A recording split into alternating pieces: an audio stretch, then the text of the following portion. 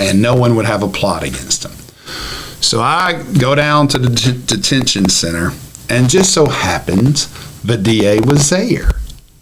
So I was like, what are you doing here? And we were on a table about this size, and there's Bubba, and there was like a 17-year-old African. Bubba at the time was like, we were both around 28, and there was an African-American kid sitting with the DA. So I was like, what's going on? He's like, I don't know. He's coming in here wanting me to confess stealing all these Cadillacs. There were 3 Cadillacs stolen. White one, black one, green one, I'll say. White one, black. No, there was a blue one in there. Green, blue, and black. And I looked at him. I said, what are you doing here? Are you representing him? I go, yeah, yeah. I've been asking for you for 5 hours. Billy Joe call you? I said, yeah.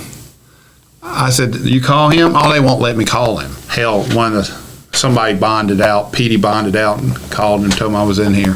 Well, he's got to confess.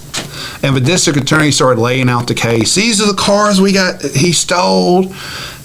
And he's pounding the table, and he's going into closing arguments, and we're going to nail him, and then he's going to roll over. He's going to do 25 years for each one of these cars, and then we're going to throw it over to the feds. And I want to say it was 25 years. I don't know if that was a statutory requirement or a statutory amount or not, but he did say 25 years each car.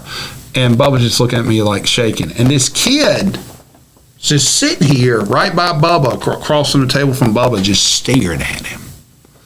So I'm watching the DA pound the table, calling everything Bubba except a Christian, and that he's finally gotten the mastermind of the Jenkins boys.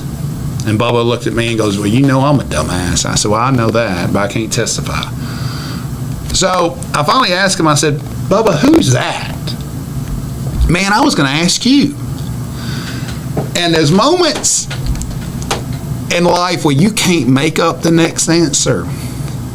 The district attorney turned to me and turned to Bubba and said, that's the witness that's going to pick your client out of a lineup.